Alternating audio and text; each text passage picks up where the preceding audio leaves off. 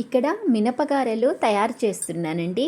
Evening స్నాక్స్‌లోకైనా, టిఫిన్‌లోకైనా ఇలాంటివి చాలా బావుంటాయండి. హాయ్ అండి. హలో నమస్తే. మీ గౌరీ కిచెన్ అండ్ వ్లాగ్స్. ఇక్కడ నేను మినపగారెలు నేను చెప్పే ట్రిక్స్‌తో ట్రై చేస్తే చాలా అంటే చాలా క్రిస్పీగా వస్తాయండి.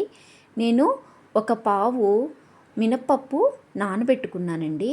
మనము మార్నింగ్ నానబెట్టి ఆఫ్టర్‌నూను తయారు చేసుకున్నా బాగానే వస్తాయి, కానీ ఎంతసేపు నానితే అంత బాగా ఉంటాయని అనుకుంటున్నాను. మరి ఎక్కువసేపు అలాగే ఉంచామనుకోండి స్మెల్ వస్తుందండి మినప్పప్పు. ఇక్కడ నేను మినప్పప్పును బాగా వాష్ చేసుకొని నానబెట్టుకున్నాను. ఒక 5 అవర్స్ నానబెట్టుకున్నాను. నానబెట్టుకున్న తర్వాత బాగా వాష్ చేసి వడవేసుకొని ఆ మినప్పప్పుని ఇలా గ్రైండ్ చేసి పిండి తీసుకోవాలి. కాస్త సాల్టు, కాస్త అంటే కాస్త ఒక 1/4 టేబుల్ స్పూను సోడా పొడి, వంట సోడా వేసానండి. మిరియాలు వేస్తున్నాను. ఇందులోకి మనము కావాలంటే పచ్చిమిర్చి, అల్లం తరుగు, ఆనియన్స్ కట్ చేసైనా వేసుకోవచ్చు. ఇక్కడ నేను ఏమి వేయడం లేదండి. మిరియాలు, సాల్టు, సోడా, వంట సోడా వేసి బాగా మిక్స్ చేశాను. ఇది ఎంత బాగా మిక్స్ చేస్తే అంత బాగా గారెలు వస్తాయండి.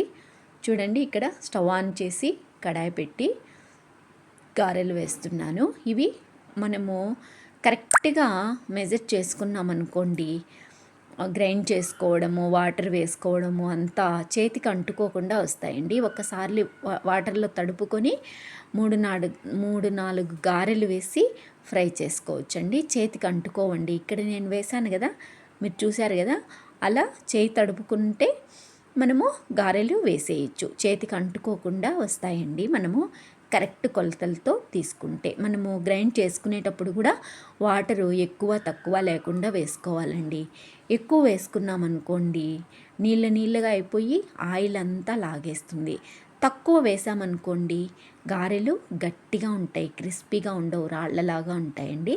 అందుకే కరెక్ట్గా వేసుకొని గ్రైండ్ చేసుకోవాలి.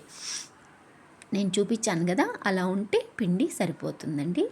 గారెల్ని ఇలా ఒకసారి ఫ్రై చేసి పక్కకు తీసుకొని మళ్ళీ రెండోసారి వేసి ఫ్రై చేయాలండి. అప్పుడే మనకి గారెలు క్రిస్పీగా వస్తాయి. ఒక్కసారి మనము రెడ్గా వస్తాయి, కలర్ మారుతాయని ఎంతసేపు పెట్టినా కూడా అదే కలర్ ఉంటుంది, అలాగే మెత్తగా ఉంటాయండి.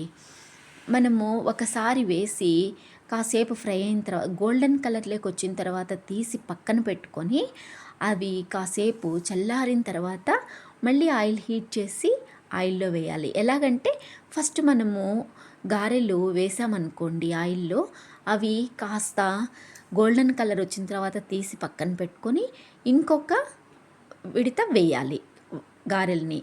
అవి వేసుకొని ఇవి పక్కన పెట్టుకునే లోపు మిగతా ఫస్ట్ తీసినటువంటివి చల్లారుతాయి. అవి తీసి మళ్ళీ ఆయిల్లో వేసుకొని ఫ్రై చేసుకుంటే చాలా అంటే చాలా క్రిస్పీగా వస్తాయండి. ఒకసారి నేను చెప్పినట్టు ట్రై చేసి చూడండి. చూడండి, ఇవి ఫస్ట్ టైం వేసుకున్నాను. వీటిల్ని మరలా సెకండ్ టైము ఆయిల్లో వదులుతున్నాను. ఇలా వదిలినప్పుడే మనకి క్రిస్పీగా వస్తాయి. ఇక్కడ గారెలు చేయడానికి మనము కొన్ని టిక్స్ ఫాలో అయ్యామనుకోండి చాలా అంటే చాలా క్రిస్పీగా వస్తాయండి. మనము ఆఫ్టర్నూను బాగా క్లీన్ చేసి నానబెట్టేసి పడుకునేటప్పుడు మనము పిండిని బాగా గ్రైండ్ చేసుకొని ఒక స్టీల్ డబ్బాలో కానీ క్యారియర్లో కానీ పెట్టి ఫ్రిడ్జ్లో ఉంచి మార్నింగ్ గారెలు వేసామంటే చాలా అంటే చాలా క్రిస్పీగా వస్తాయండి. ఒకసారి పిండిని ఫ్రిడ్జ్లో ఉంచి ట్రై చేయండి. చాలా అంటే చాలా క్రిస్పీగా స్మూతీగా ఉంటాయండి. చూడండి, ఇలా నేను ఒకసారి వేసిన గారెల్ని మళ్ళీ సెకండ్ టైం వేసి అన్నిటిని మళ్ళీ ఇలా తయారు చేసుకుంటూ వస్తున్నాను. ఫస్ట్ నేను అన్ని గారెల్ని ఫస్ట్ టైము ఫ్రై చేసి పక్కన పెట్టుకుంటానండి.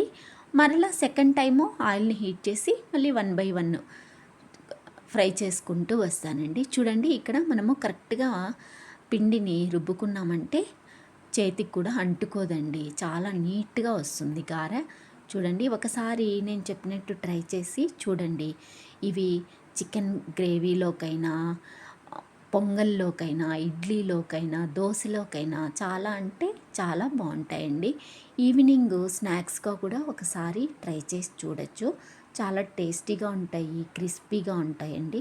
చూడండి ఇలా మనము కాస్త స్పైసెస్ అంటే పచ్చిమిర్చి, ఆనియన్, కరివేపాకు అవి వేసి చేసుకున్నామనుకోండి, మనము గ్రేవీస్ ఏం లేకపోయినా, సాంబారు, చికెన్ గ్రేవీ అలాంటివి ఏమీ లేకపోయినా కారము, ఎర్రకారము తెలుసు కదండి, ఎర్రకారం వేసుకొనైనా తినేసేయచ్చు ఈవినింగ్ స్నాక్స్.